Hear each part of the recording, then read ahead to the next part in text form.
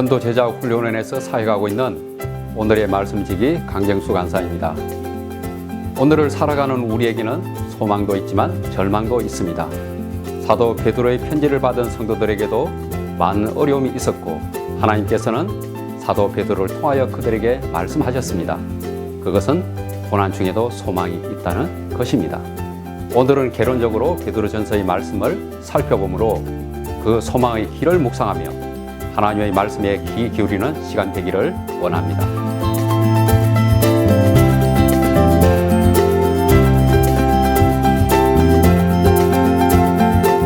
먼저 베드로전서의 저자에 대해 살펴보겠습니다.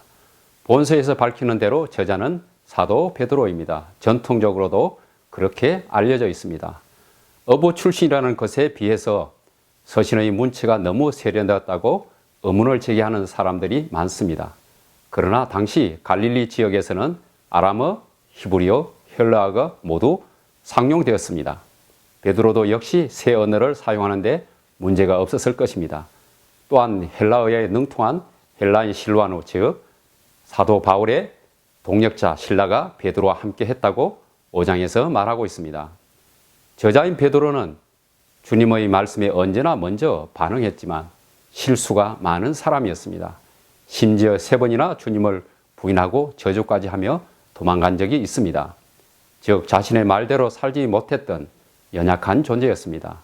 본서 1장처럼 그의 하나님은 그 많으신 궁일대로의 하나님이셨고 의지하는 그를 십자가에 거꾸로 순교할 수 있도록 힘을 주셔서 사명을 능히 감당하게 하시는 분이셨습니다.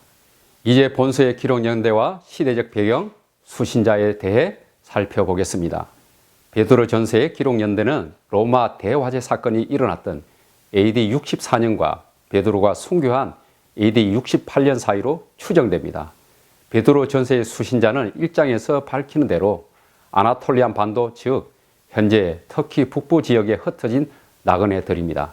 그러므로 수신자는 소아시아 교회입니다. 시대 배경으로는 AD 64년 여름에 발생한 로마 대화재 사건을 중심으로 하여 연관된 정치 사회적 환경입니다. 이 대화재의 원인이 로마 황제 네로라는 소문이 파다했고 이에 네로 황제는 정치적 희생양으로 그리스도인들을 방화봉으로 지목하여 누명을 씌웠습니다. 그 결과 유대교의 한 분파로 여겨져 합법적인 종교였던 기독교는 불법 종교가 되었고 강력한 박해가 몰려왔습니다. 이들은 비방과 수치와 재산 몰수 그리고 옥에 갇히는 때로는 목숨까지도 잃었습니다. 그래서 신앙이 약해지고 배교하는 이들도 생겼습니다. 바로 이 시기에 바울은 처형되었고 베드로 역시 십자가에 거꾸로 달려 순교했습니다.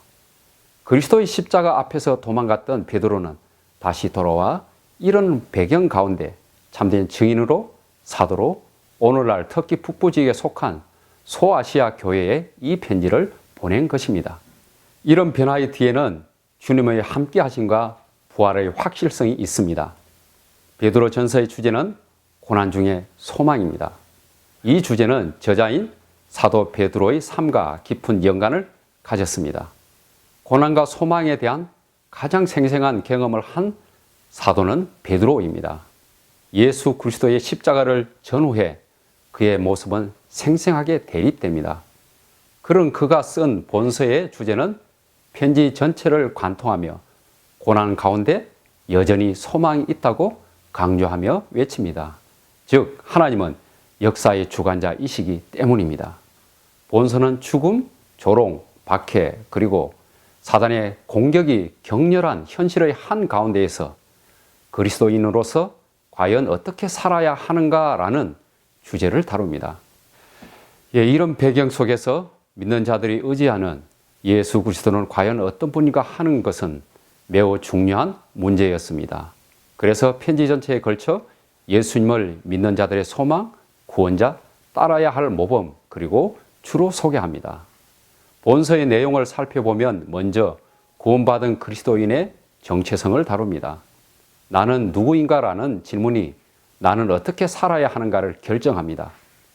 그리스도인은 자신의 신분을 확인할 때 고난 중에도 소망을 가지게 되며 무엇을 해야 하는가를 깨닫게 됩니다. 그것은 하늘의 영원한 기업을 바라보는 것이며, 그래서 여러 가지 시험과 시련 중에도 믿음으로 하나님의 거룩하심을 본받으며 아름다운 덕을 전하며 사는 것입니다. 그리스도인은 택하신 족속이며 왕같은 제사장이며 그의 소유된 백성입니다. 그렇다면 그리스도인은 세상 속에서 어떻게 살아야 할까요? 이제 본서는 두 번째로 이것을 다룹니다. 그것은 말씀에 대한 순종입니다. 즉 2장 11절부터 3장 12절까지 그리스도인과의 국가와의 관계, 사회적 상하관계, 남편과의 관계, 아내와의 관계, 형제와의 관계에 대해 다룹니다. 한마디로 말하면 사회생활에 대한 바른 지침을 말하고 있습니다. 그리스도인은 세상 속에서 말씀에 근거하여 진리와 상식에 따라 참된 삶을 살아야 한다는 것입니다. 그 바탕에는 주께서 주권자로 함께 하신다는 것입니다. 마지막으로 3장 13절부터 5장, 즉 끝까지 그리스도인의 고난에 대해 다룹니다. 베드로 전서는 그리스도인의 고난과 함께 소망을 강조합니다. 그리스도인은 고난 속에서도 선을 행하며 약속된 보상을 기대하라는 것입니다. 고난은 하나님께서 우리에게 주신 영원한 영광, 즉 그 은혜에 비교하면 잠깐이라고 말합니다. 본서는 수신인인 흩어져 있는 소아시아 교회, 즉 그리스도인을 나그네와 행인으로 표현합니다. 이는 구약의 토샤부에 해당되며 그 의미는 일시적으로 거주하는 낯선 사람들을 말합니다. 이 땅에서 우리는 하나님의 자녀로, 백성으로, 제자장으로, 그리고 제자로서 주체적으로 살아야 합니다. 그러나 우리의 삶은 나그네처럼 잠시입니다. 십자가를 보십시오. 거기에서 죽으시고 다시 살아나신 주께서 베드로를 다시 일으키신 것처럼 여러분과 함께 하실 것입니다. 베드로전서 5장 10절 말씀은 이렇게 말했습니다. 모든 은혜의 하나님 곧 그리스도 안에서 너희를 부르사 자기의 영원한 영광에 들어가게 하시니가 잠깐 고난을 당한 너희를 친히 온전하게 하시며 굳건하게 하시며 강하게 하시며 터를 견고하게 하시리라.